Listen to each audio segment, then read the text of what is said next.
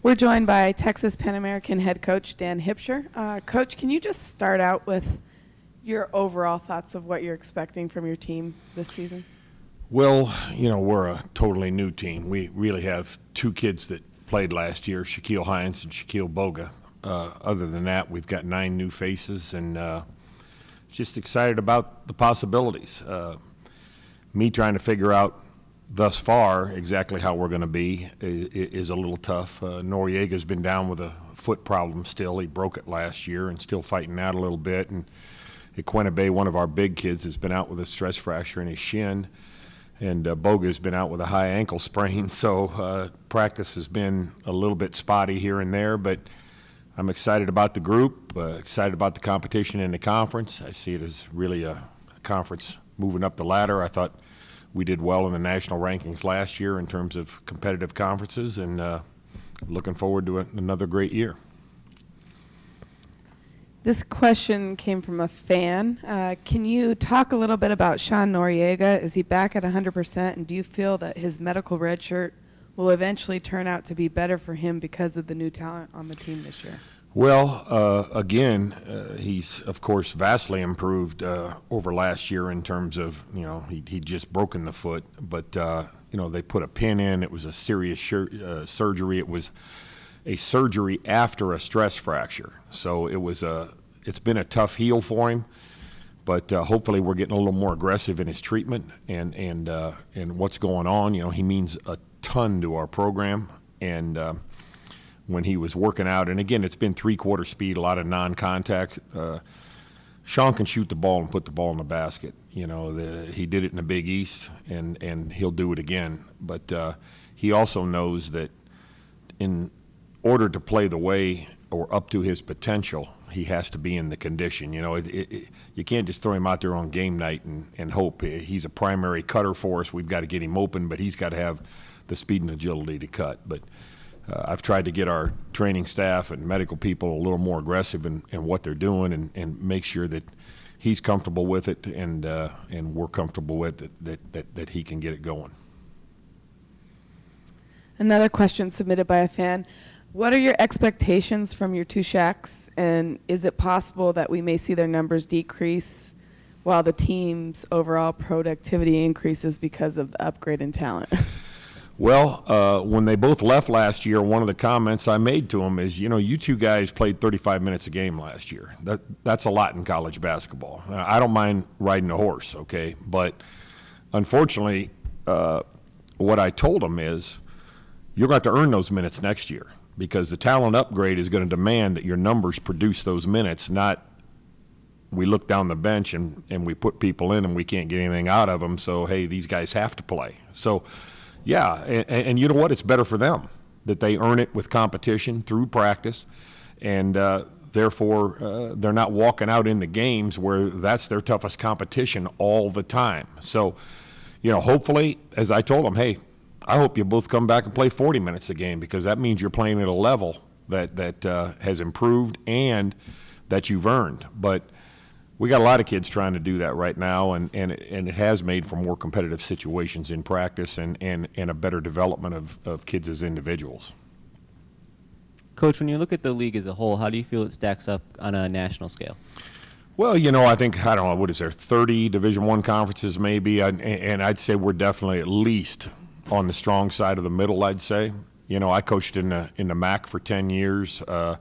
Early on in those times, there were players like Gary Trent and Antonio Daniels, Bonzi Wells, Wally Zerbiak.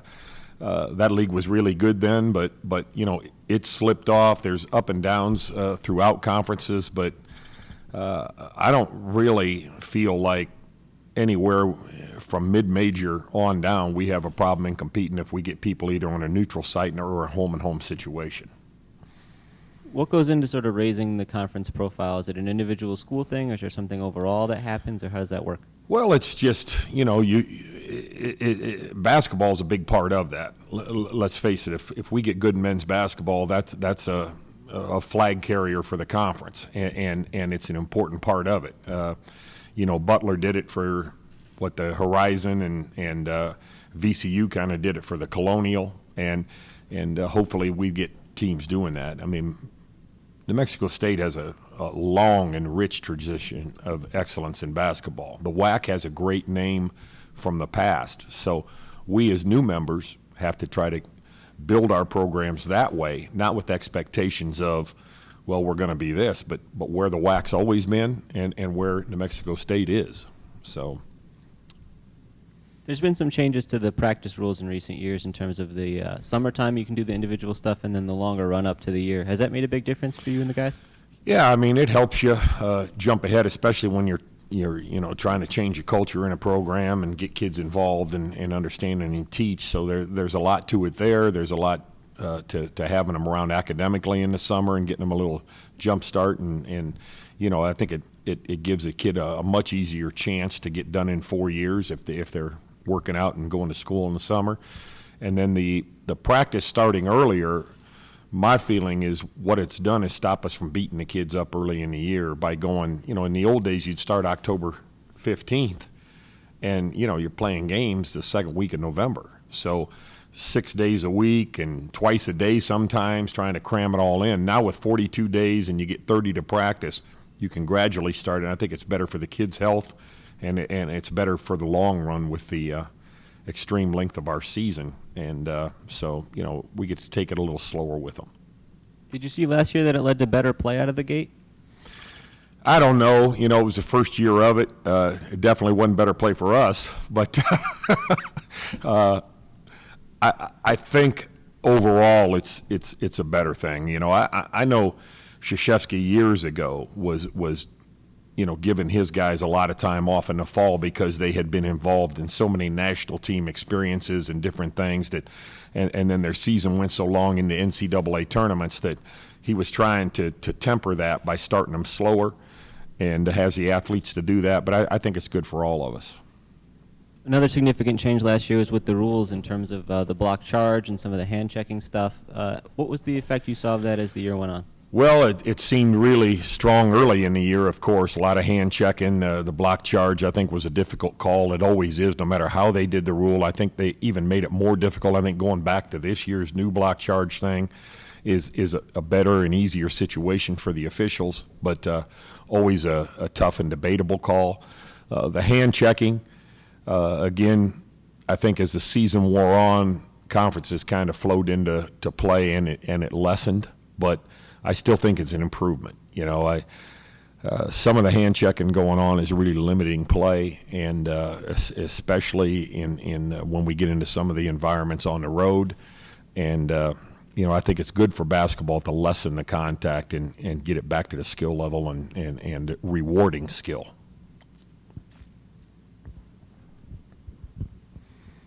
Coach, you said right now you're dealing with a few injuries with some of the best players on your team.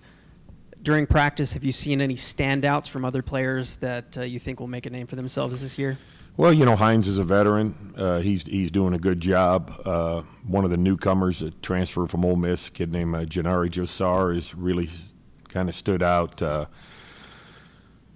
JUCO transfer, Osborne's done a good job at the guard spot. Hobbs kid, the young kid out of Florida, is really doing a nice job for us. Elijah Watson's coming back off of Achilles, but showing signs of he's probably 85% right now, but getting there. And then our younger big kids, Bigham, Kamasa, Quinnipiac, he's been hurt, but Rabigui, they're all doing a good job and they're all contributing. But again, I guess it's a little better now you have the injuries because you're not really gelling your team yet. We're letting guys compete against each other and teaching everybody and keeping the team split up balance-wise. But somewhere in it, you like to have the guys that are going to be playing together and ready so that you can figure out how they work and how their roles fit when the whole group's out there. Coach, this year you have a bit of a tough schedule. You're playing 13 games against teams that went into the postseason last year. Do you feel like your team is looking forward to the challenge? Yeah, I mean, I don't mind playing. I want to get in good environments, tough environments. In a lot of ways, we're not playing a lot of home games, and maybe we need to because we weren't very good at home last year. Our best play was on the road. We went overtime at Idaho, we won at Kansas City, won at Chicago State, played very well at Utah Valley in the regular season. I think we lost by a point there. Beat Bakersfield at Bakersfield. And, we're competitive most of the game at New Mexico State, and I think lost a 1 or 2 pointer at Grand Canyon. So, I think the schedule we play gets us ready for that. And what we talk about in terms of environment, the court's the same. If playing at home means that much to you, then you're probably a little weak mentally, and we try to be a little tougher minded than that.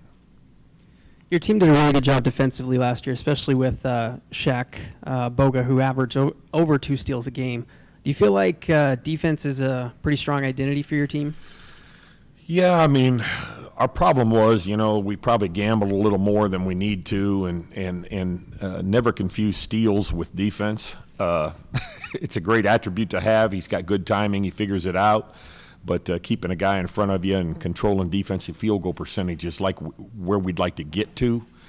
The problem was we weren't long enough, big enough, and strong enough to really restrict teams defensively in their field goal percentages. So we had to kind of lend ourselves to try to force a few more turnovers. But, yeah, the kids played hard. We expect this group to play hard. We think we're a little longer and faster, but, again, it's still to be figured out.